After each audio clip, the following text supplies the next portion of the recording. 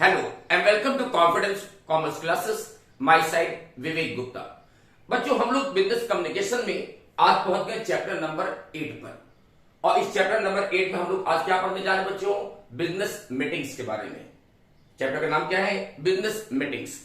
बच्चों, हम लोग समझते हैं कि जो बिजनेसमैन होता है उसे टाइम टू टाइम कई अलग अलग लोगों के साथ मीटिंग करनी पड़ती है। कभी अपने कस्टमर के साथ, कभी सप्लायर के साथ, कभी बैंक के साथ, कभी अपने मनी लेंडर के साथ वो टाइम टाइम मीटिंग करता रहता है। अगर हम लोग कंपनी सेंस में बात करें तो कंपनी मामलों में तो ये मीटिंग कई जगहों पर लीगल तौर पर बच्चों कंपलसरी होती है। जैसे कंपनी अपने शेयर होल्डर की मीटिंग बुलाती है, कंपनी अपने डिबेंचर होल्डर या जो मनी लेंडर्स होते हैं उनकी मीटिंग बुलाती है। कंपनी मामलों में बच्चों बोर्ड ऑफ डायरेक्टर्स की मीटिंग होती है। तो ये मीटिंग वहां पर लीगल तौर पर कंपलसरी होती है। तो आज का टॉपिक क्या हमारा? बिजनेस मीटिंग के बारे में कि मीटिंग क्या होती है, मीटिंग क्यों बुलाई जाती है, इसका पर्पस क्या होता है और मीटिंग से रिलेटेड कुछ टेक्निकल टर्म्स हैं जिनकी मीनिंग बच्चों आज हम लोग डिस्कस करने जा रहे हैं। तो सबसे पहले समझते हैं कि मीटिंग होती क्या है। What is meetings? तो सोचना, एक सिंपल टर्म में सोचें कि मीटिंग में क्या होती है और मीटिंग में होता क्या है। कि बच्चों, मीटिंग एक ऐसा प्रोसेस होता है जहां पर कुछ व्यक्ति एक जगह पर एक ही टाइम पर इकट्ठे होते हैं, गैदरिंग करते हैं और वो एक दूसरे से बातचीत करते हैं, टॉकिंग करते हैं एंड अपने जो भी सजेशंस हैं, अपने जो भी व्यूज हैं या ओपिनियंस हैं या अपने जो भी आइडियाज हैं एक दूसरे को शेयर करते हैं। तो इस प्रोसेस को बच्चों हम बोलते हैं मीटिंग्स। तो देखो मैंने इसको एक डेफिनेशन फॉर्म इस तरह से दिया है कि मीटिंग मींस क्या होता है कि meeting is a process. Meeting क्या है? एक प्रोसेस है where the people getting together to talk and share their knowledge. जहां पर क्या होता है कि बहुत से लोग एक जगह पर इकट्ठे होंगे और वो एक दूसरे टॉकिंग करेंगे, बातचीत करेंगे एंड शेयर देयर नॉलेज, अपने नॉलेज या अपने ओपिनियंस या अपने एक्सपीरियंस, व्यूज एंड अपने सजेशन को एक दूसरे को शेयर करते हैं। यानी हम अपने आइडियाज दूसरों को देते हैं और दूसरे अपने आइडियाज या ओपिनियंस हमें देते हैं। तो इस पर्पस से हम लोग मीटिंग बुलाते हैं। समझ आ गया ना? तो एक सिंपल टर्म में बोले तो मीटिंग एक ऐसा प्रोसेस होता है जहां पर एक पर्टिकुलर प्लेस पर एक पर्टिकुलर टाइम पर बहुत से लोग इकट्ठा होते हैं और वो आपस में एक दूसरे से बातचीत करेंगे, एक दूसरे को अपने व्यूज, सजेशंस या अपने आइडियाज शेयर करते हैं। तो इसे बोलते हैं मीटिंग्स। ठीक है, तो देखो मीटिंग के लिए हमने कुछ फीचर्स आपको दिए हैं, इसके कैरेक्टरिस्टिक्स क्या कहते हैं। तो first things, all meetings have a defined purpose. कि बच्चों हम लोग जो भी मीटिंग बुलाते हैं एक पर्टिकुलर पर्पस के लिए मीटिंग बुलाई जाती है। आप फालतू का अपने मीटिंग बुलाएंगे नहीं, कोई पर्पस हमारा। जैसे मान लो अगर हम शेयर होल्डर मीटिंग बुला रहे हैं तो हम लोग शेयर होल्डर्स को सजेशन लेना चाहते हैं या उन्हें कोई इंफॉर्मेशन देना चाहते हैं। मान लीजिए कि कंपनी कोई नई ब्रांच लगवाने जा रही है या कोई कंपनी नया प्रोडक्ट लॉन्च करने जा रही है या हमारी कंपनी दूसरी कंपनी से कुछ मर्जिंग करने जा रही है, तो जिसकी इंफॉर्मेशन हमें अपने शेयर होल्डर को देना जरूरी होता है। तो वहां पर क्या होगा? शेयर होल्डर की मीटिंग बुलाई जाएगी। ठीक है ना? तो मीटिंग जो भी बुलाई जाती है किसी किसी पर्पस के लिए मीटिंग बुलाई जाती है। समटाइम कंपनी जो है डिविडेंड डिक्लेयर करने जा रही है, समटाइम कंपनी में नया ऑडिटर अपॉइंट होने वाला है या समटाइम कंपनी को नया काम करने जा रही है जिसकी इंफॉर्मेशन को शेयर होल्डर को देना है। तो मीटिंग में कोई पर्पस होना चाहिए। ठीक है, next point, interaction has to take place between the members. कि इस मीटिंग में क्या होगा कि सारे मेंबर एक दूसरे से मिलेंगे, आपस में बातचीत करेंगे और एक दूसरे को अपने व्यूज, आइडियाज और सजेशन शेयर करते हैं। Next, certain rules has to be observe during the meeting. कि बच्चों हर एक मीटिंग के लिए कुछ रूल्स रेगुलेशन बनाए जाते हैं और उन रूल्स रेगुलेशन को स्ट्रिक्टली फॉलो करना जरूरी होता है। जो भी मेंबर उस मीटिंग में प्रेजेंट होंगे उन सब ये एक्सपेक्ट करते हैं कि वो इस रूल रेगुलेशंस को फॉलो करेंगे। अब रूल्स रेगुलेशन क्या हो सकते हैं? जैसे कि मीटिंग कितने टाइम चलेगी, मीटिंग का में कैसे बोला जाएगा, कैसे प्रपोजल रखा जाएगा, कैसे कोई डिस्कशन किया जाएगा। तो इसके लिए कुछ रूल्स रेगुलेशन बनाए जाते हैं और उन रूल्स रेगुलेशन को फॉलो करना जरूरी होता है ताकि मीटिंग हमारी प्रॉपरली चलती रहे। Next, normally a chairperson is in control the proceeding of the meetings. कि बच्चों नॉर्मली आप देखोगे कि जो भी मीटिंग होती है उस मीटिंग का एक चेयरपर्सन होता है जिसको बोलते हैं चेयरमैन। हर एक मीटिंग में एक चेयरमैन होता है जो उस मीटिंग को ऑर्गेनाइज करता है और जिसका काम ये होता है कि वो ये देखे, उसी को ऑब्जर्व करे कि मीटिंग में जो भी काम काज हो रहे हैं according to rules and regulations हो रहे हैं, और उस मीटिंग में जो भी एक्टिविटीज हो रही है उस पर कंट्रोल करना, ये काम होता है चेयरपर्सन का। तो हर एक मीटिंग में एक चेयरमैन होगा जो उस मीटिंग में होने वाले सारे कामकाज को कंट्रोल करेगा, उसको ऑब्जर्व करेगा। तो ये तो बच्चों फीचर्स ऑफ मीटिंग, सिंपल है, ठीक है। चलो आगे बढ़ते हैं।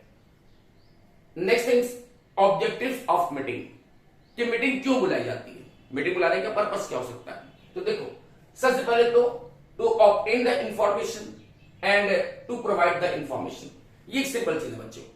ये मीटिंग जब भी बुलाई जाती है तो मीटिंग बुलाने का हमारा पर्पस क्या होता है कि या तो हम दूसरों को कोई इंफॉर्मेशन देना चाहते हैं, प्रोवाइड द इंफॉर्मेशन, या दूसरों से कोई इंफॉर्मेशन पाना चाहते हैं। जैसे मान लो कि किसी कंपनी के शेयर होल्डर की मीटिंग चल रही है, तो शेयर होल्डर सोचो बच्चों, वो कंपनी से बाहर बैठा हुआ है, वो कंपनी के बाहर का पर्सन है जिसको कंपनी में क्या चल रहा है उसके बारे में कोई नॉलेज नहीं है। तो कंपनी के जो बोर्ड ऑफ डायरेक्टर्स होते हैं वो शेयर होल्डर को कुछ इंफॉर्मेशन देते हैं कि हमारी कंपनी में ऐसा होने जा रहा है, वैसा होने जा रहा है, तो इसके बारे में वो शेयर होल्डर को इंफॉर्मेशन देंगे। तो इस मीटिंग में जो शेयर होल्डर हैं वो क्यों आ रहे हैं, क्योंकि उन्हें कुछ इंफॉर्मेशन पाना है, वो कुछ इंफॉर्मेशन पाना चाहते हैं कि कंपनी वास्तव में हो क्या रहा है, ठीक है। तो to obtain the information. Same way जो डायरेक्टर्स हैं वो कंपनी के जो शेयर होल्डर्स हैं उनको कुछ इंफॉर्मेशन दे रहे हैं, प्रोवाइड कर रहे हैं, और हम उनका कुछ सजेशन पाना चाहते हैं, हम उनका व्यूज पाना चाहते हैं। क्योंकि कंपनी मामलों में आप जानते हो बच्चों कि शेयर होल्डर कंपनी का ओनर होता है। तो कंपनी के डायरेक्टर जब भी कोई इंपॉर्टेंट वर्क करने जाते हैं तो इसके लिए शेयर होल्डर की परमिशन, उनकी कंसेंट पाना जरूरी होता है, और इसलिए मीटिंग बुलाते हैं, ठीक है। नेक्स्ट वन है टू सॉल्व अ प्रॉब्लम, कि मान लीजिए हमारे बिजनेस में कोई प्रॉब्लम आ गई, हमारी कंपनी में कुछ प्रॉब्लम्स आ गई है, और उन प्रॉब्लम को हमें सबके सामने रखना है और उनके व्यूज और सजेशन देना है। तो इस पर्पस के लिए आप मीटिंग बुलाते हैं कि इन प्रॉब्लम को कैसे सॉल्व करें। तो इसके लिए शेयर होल्डर की राय लेना चाहते हैं, शेयर होल्डर का ओपिनियन लेना चाहते हैं, उनके सजेशन लेना चाहते हैं, और ये प्रॉब्लम हम सबके सामने रखना चाहते हैं। तो इस पर्पस से मीटिंग बुलाते हैं। And last one, to sell an ideas और प्रोडक्ट, कि समटाइम कंपनी अपना कोई आइडियाज या अपना कोई प्रोडक्ट सेल करना चाहती है, और अपने प्रोडक्ट को सेल करने के पर्पस से वो अपने कस्टमर्स की मीटिंग बुला रही है।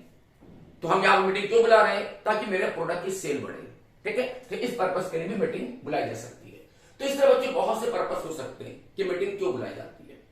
चलिए अब आते हैं अपने नेक्स्ट और लास्ट टॉपिक पर, that is technical terms of meeting, कि बच्चों मीटिंग के बारे में कुछ टेक्निकल टर्म्स है जिसकी मीनिंग कई बार एग्जाम में पूछी जाती है हमसे। तो देखो, सबसे पहले समझते हैं नोटिस के बारे में। What is notice. तो